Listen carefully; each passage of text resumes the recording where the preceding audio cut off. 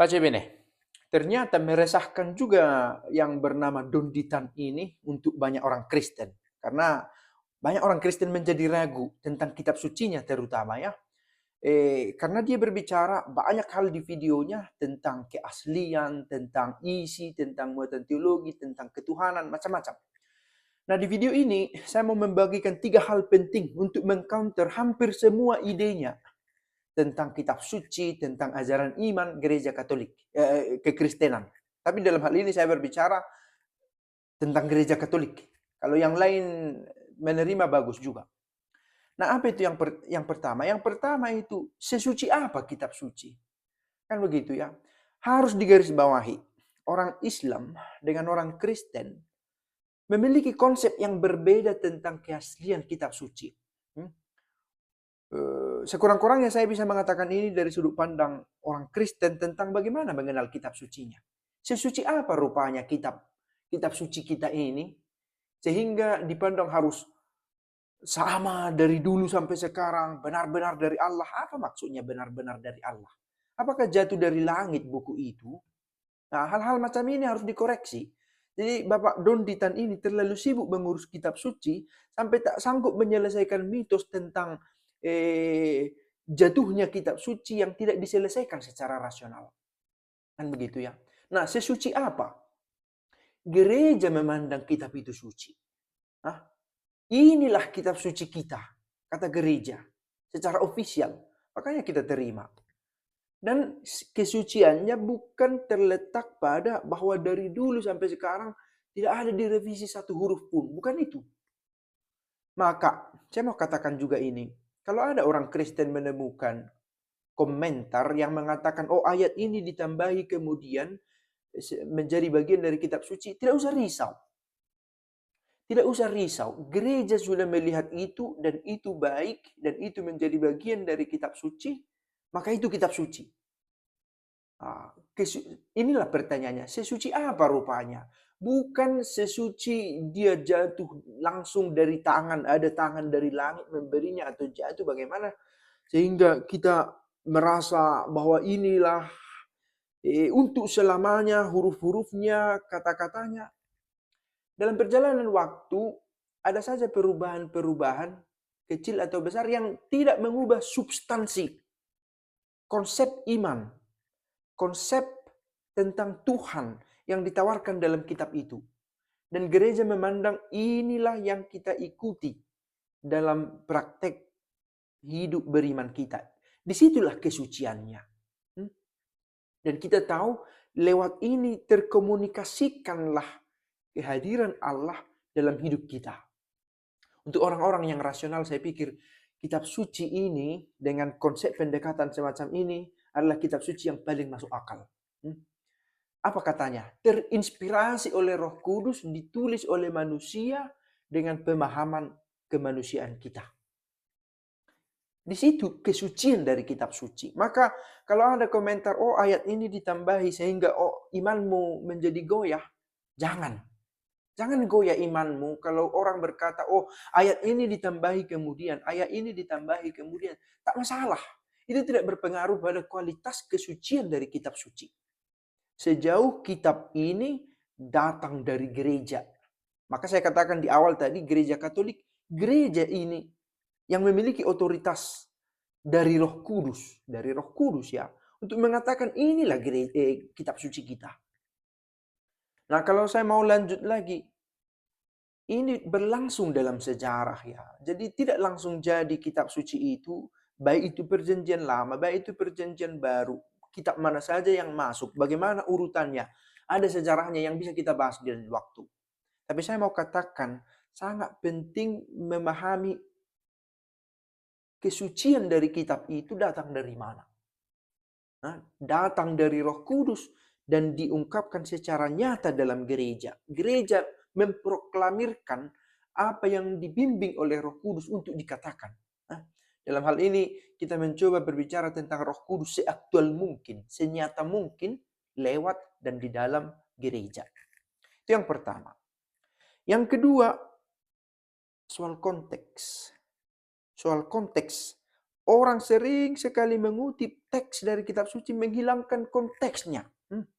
Dan ini juga seringkali dipakai juga oleh Don Titan dan orang-orang lain yang mencoba mempertanyakan iman dengan mengambil teks, mencabutnya dari akarnya, dan mengkonfrontasikannya tentang ketuhanan lah, tentang apa itu gereja, tentang ajaran iman lainnya. Bagaimana? Yesus ini Tuhan dibangkitkan atau bangkit? Harus dilihat konteksnya. Siapa penulis? Kapan ditulis? Di mana? Kepada siapa? Apa teologi di belakangnya? Contoh, soal bangkit. Di sini ditulis ia bangkit. Bangkit sendirikah dia? Di sini ditulis dibangkitkan. Berarti adalah kekuatan lain yang membangkitkan dia. Nah, di mana ditulis dia adalah Tuhan? Hal-hal semacam ini harus dipahami secara kontekstual. Konteks ini maksudnya apa ditulis sebelum dan setelahnya. Itu juga berkaitan soal konteks. Bersama dengan teks itu kita lihat unsur-unsurnya. Entah itu intrinsik atau ekstrinsik. Intrinsik apa tulisan sebelumnya dan sesudahnya. Di perikop mana? Bab ini tentang apa? Perjanjian yang mana? Ekstrinsiknya ada apa dengan masyarakat pada waktu itu? Pemikiran macam apa yang paling banyak unggul pada waktu itu? Apa pemahaman manusia pada waktu itu tentang astronomi, tentang biologi, tentang fisika? Berpengaruh. Maka kalau ada pun ditemukan yang tidak sejalan dengan ilmu pengetahuan soal astronomi misalnya, jangan menjadi ganggu iman kita. Oh, ternyata salah buku kami ini, kitab suci kami ini. Tidak. Tidak salah sebagai ajaran iman. Namanya pun kitab suci, bukan kitab astronomi. Begitu ya. Konteks pengetahuan pada waktu itu bagaimana? Kalau ada misalnya, baru saya melihat itu dia membeli buku Isaac Newton yang mencoba mengkritisasi beberapa perikop dari kitab suci, itu mencabut teks dari konteksnya. Konteksnya apa? Ini buku-buku iman loh. Kan begitu ya. Nah, begitu capek kita mengcounter ini sebenarnya, tapi dia sendiri seolah menutup mata pada kitabnya sendiri yang juga rentan pada misinformasi secara fisik tentang astronomi, tentang fisika, tentang ekologi ini, tentang kehidupan biosfer ini. Nah, itu dia. Yang pertama tadi yang saya mau bahas di sini adalah konteksnya, dan sebelumnya adalah soal kesuciannya. Yang ketiga, ini penting sekali. Otoritas. Gereja mengatakan ini kitab suci, kita terima. Gereja mengatakan ini kitab suci, kita menerimanya. Oh, kita kan bisa mengkritik, bisa. Tetapi sekali lagi perhatikan di awal soal konteksnya, dan kita melihat unsur-unsur yang terkait di sana. Saya pikir ini bisa mengkonter semua perkataannya tentang kitab suci. Apa saya katakan tentang otoritas? Kamu mengimani itu, dan gereja yang kamu percaya menuntunmu pada kebenaran ini tidak akan menipumu. Begitu ya. Dan kamu tahu konteksnya ini, kamu membacanya sebagai buku iman. Bahwa kamu hendak membuat kritik teks, analisa teks atas kitab suci, perlu dibekali dengan ilmu-ilmu yang relevan. Sejarah, geografi bila perlu.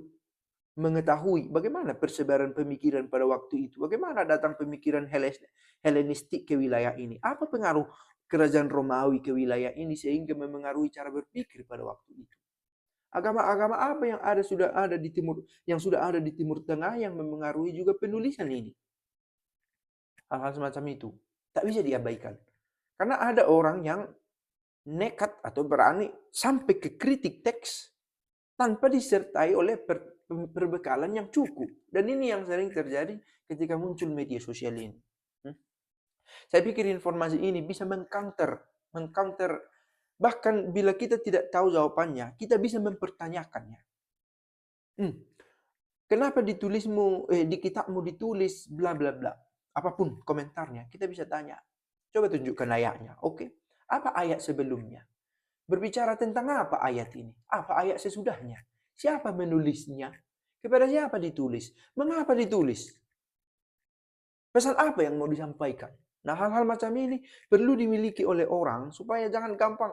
Saya kecewa juga ketika ada orang Kristen berkata dengan gampang, oh setelah mendengar Ustadz ini berbicara tentang kitab suci, saya gundah dan saya sudah pindah. Dan sayang sekali sebenarnya. Tetapi hidup beragama itu kompleks ya, bukan soal kitab sucinya. Kalau tetanggamu baik-baik juga dan muslim, kamu bisa dengan nyaman pindah. Tetapi saya tidak bisa katakan kenyamananmu itu menyelamatkanmu. Nah gitu ya. Sangat penting juga untuk bertekun memerhatikan kekayaan teks itu. Bila kita dipaksa masuk ke sana. Karena kadang kita menemukan konten tentang kitab suci dan kita mulai gundah. Dan kegundahan kita berangkat dari ketidaktahuan, keterbatasan pengetahuan kita untuk mengolah teks itu. Yang saya katakan ini sudah menyangkut soal sejarah gereja, pengetahuan dasar soal kritik teks, dan sejarah kitab suci sedikit. Sedikit saja karena hanya menyangkut bagaimana kitab itu dibentuk. Bagaimana kesuciannya ditemukan. Dan bagaimana kita mengimaninya. Semoga berguna. Ciao.